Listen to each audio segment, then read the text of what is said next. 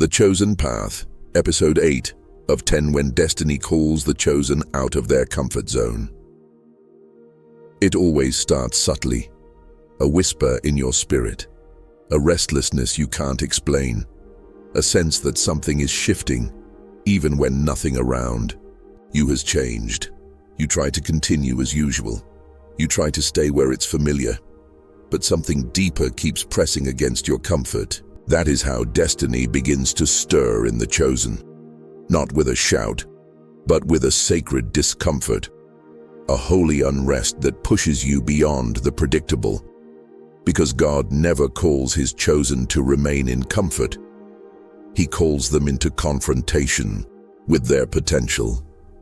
Before you step into the fulfillment of your purpose, you will feel the shaking of your current place. The room you once fit in will feel too small. The conversations you used to enjoy will feel too shallow. The environment you once thrived in will start to suffocate your growth. Not because something is wrong with you, but because something bigger is calling you forward. And that discomfort, that inner pressure, it's not a burden, it's a beacon. It's not a breakdown, it's a birth pang of purpose. The Spirit is awakening your assignment, and destiny is beginning to whisper, "You were not meant to stay here." There was a time when it was enough. The routine, the comfort, the predictable pace of life. But something shifted. Something changed in your spirit. What once satisfied now feels empty. What once gave you joy now echoes hollow. Not because you became ungrateful, but because you became aware. Became aware that there is more. Aware that you were created for more. Aware that your destiny is calling louder than your comfort. And now, your soul aches for depth. Not noise, presence, not applause, alignment, not routine, revelation. The things that once made you feel secure now feel like chains. The circles that once made you feel included now feel limiting. The conversations you used to love now feel like distractions from your assignment. This is how God begins to pull the chosen from comfort, not by force, but by awakening their hunger. Destiny disrupts comfort because it knows comfort becomes a cage for the spirit. And when the chosen begin to feel that hunger, no amount of routine can silence it. No amount of familiarity can satisfy it. Because once your spirit has tasted purpose, you can no longer survive on survival. You need alignment. You crave calling. You seek movement because you were never meant to remain stagnant. You thought you were losing control, but God was shifting your foundation. You thought things were falling apart, but heaven was dismantling what was no longer meant to hold you. You prayed for purpose, and now purpose is pulling you out of places that no longer carry your name. That is how God works with the chosen. He doesn't just invite them into destiny, he dislodges them from safety. The job you felt secure in starts to feel misaligned. The people you once leaned on start to drift away. The doors that once opened easily now remain shut. Not because you are being punished, but because you are being redirected. God will let discomfort shake your life before he allows comfort to bury your purpose. He will close what you won't walk away from. He will stir what you tried to stabilize. He will break what you kept building.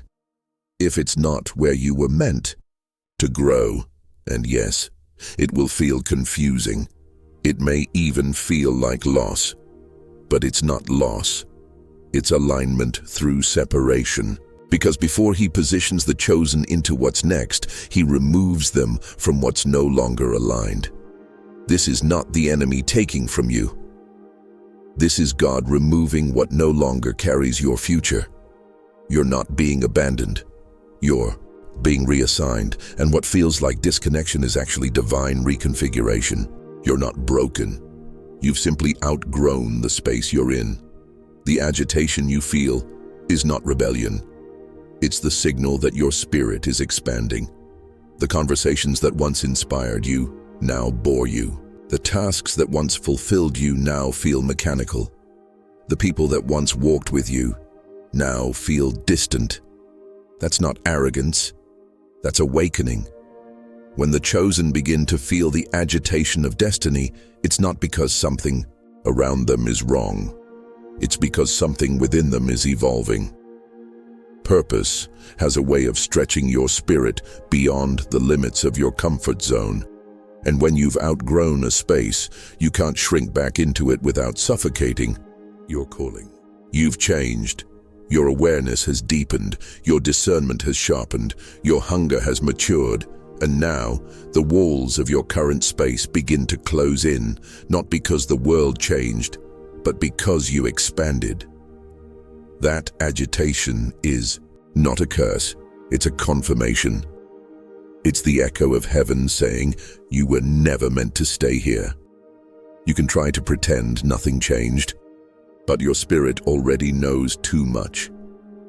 You've already seen too much. You've already heard the whisper of more. And now your purpose won't let you settle. The chosen don't stay where they no longer grow. They are called to step into the space their spirit was built for, even if it means leaving behind what once felt like home. You had everything figured out.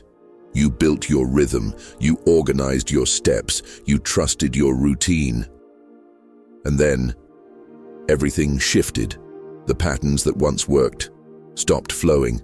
The cycles you relied on lost power. The doors you expected to open remained closed. Not because you failed, but because God intervened. When the chosen get too comfortable in patterns, God disrupts those patterns to reveal the deeper path. He shakes what you're standing on, so you can see what He's building beneath you. He disrupts routines, because what's coming doesn't fit within your current rhythm. Destiny requires movement, and God will allow disruption to create direction. The path of the chosen is not straight lines, it's holy detours, sacred interruptions, divine disruptions that push you into clarity. You didn't lose control, you were rerouted by purpose. What felt like a breakdown was a blueprint unfolding. What felt like collapse was actually course correction. When the chosen respond to disruption with surrender, they begin to see the path heaven had planned all along. And that path will always take you further than your patterns ever could. You are not off track. You are stepping into the unknown place where purpose breathes. You don't need to see the full path. You just need to take the next step. Because in the journey of the chosen, obedience is the bridge between where you are and where you're called to be. God doesn't require your full understanding. He requires your full surrender. You may not have all the answers. You may still feel afraid. You may not see what's ahead. But if you feel the pull, move. Obedience doesn't always feel spiritual. Sometimes it feels like risk. Sometimes it feels like walking blind.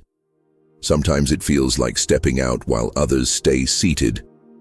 But that's where destiny is activated, in the decision to obey when nothing makes sense. The chosen are not led by comfort. They are led by obedience. And obedience is what separates those who remain stuck from those who rise into purpose. You don't need confirmation from others. You already have confirmation in your spirit. Your obedience in this moment is preparing access for the next. Every time you say yes, a gate opens in the spirit. A shift occurs in your atmosphere. A new path begins to unfold beneath your feet.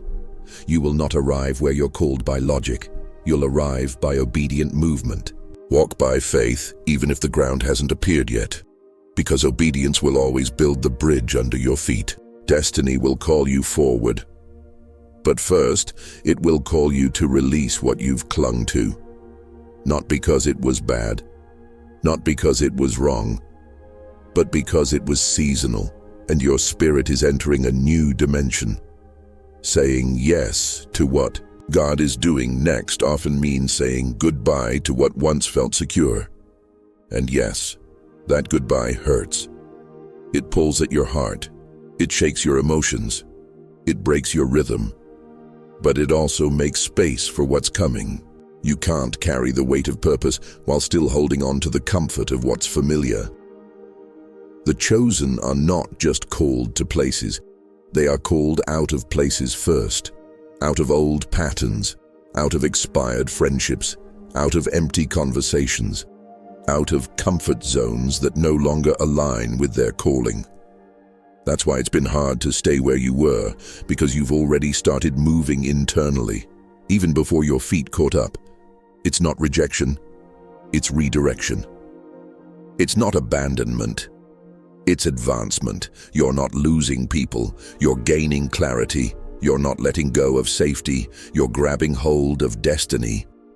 The road ahead won't always be familiar, but it will always be aligned with your assignment. Don't fear the goodbye. It's the echo of your next season calling your name. You feel it. The distance, the silence, the emptiness in places that once felt full. You're not imagining it. You're in a sacred space between separation and assignment. Before God activates the chosen, He isolates them, not to punish, but to prepare, not to wound, but to sharpen, not to break, but to build in stillness what noise would destroy. You were removed so you could hear clearly. You were set apart so you could grow deeply. You were hidden so you could be revealed with purpose. The path of the chosen always includes solitude.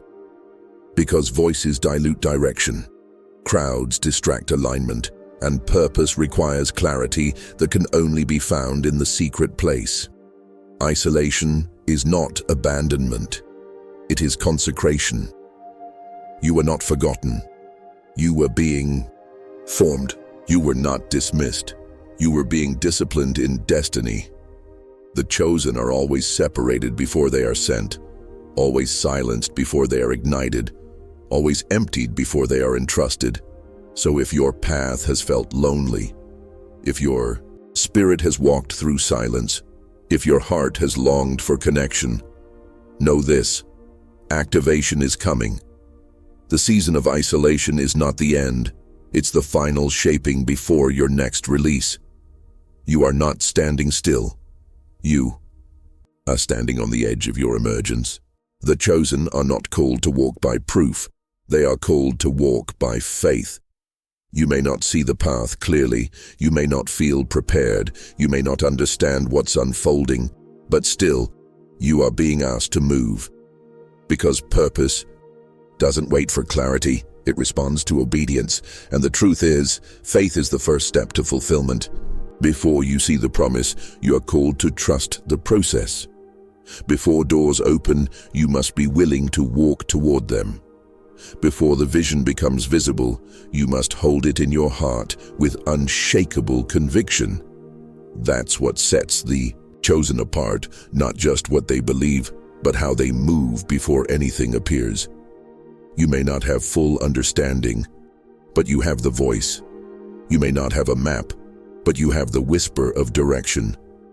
And sometimes, faith looks like walking in silence. Sometimes it looks like building when there's no blueprint. Sometimes it looks like trusting God while nothing around you makes sense. But every step by faith is a declaration to heaven and hell. I may not see it yet, but I know it's coming. And because you moved in faith, God will honor your obedience with fulfillment. The chosen don't wait for perfect conditions. They move in imperfect seasons because they are called not comfortable. There comes a moment when the silence breaks, when the doors open, when the winds shift, and suddenly everything makes sense. The battles, the delays, the isolation, the stretching, the breaking. It wasn't punishment. It was preparation. It wasn't confusion. It was consecration. It wasn't denial. It was divine timing. And now, your steps feel different. Your eyes carry clarity. Your voice carries weight. Your spirit carries authority. Because you're not just stepping into a new season, you're crossing into destiny. Everything you lived until now was rehearsal. Now, it's activation. The mantle that hovered over you now rests upon you. The path that once felt distant is now under your feet. You are not guessing anymore. You are walking in divine rhythm. The chosen always come to this moment, the moment when what they carried in secret becomes their visible assignment. The crossing is not always grand. Sometimes it's subtle, sometimes it's quiet. But in the spirit, it resounds like thunder, because heaven knows. A vessel has aligned, a soul has arrived, a warrior has risen. This is the moment your spirit has waited for. This is the time your purpose begins to echo through eternity.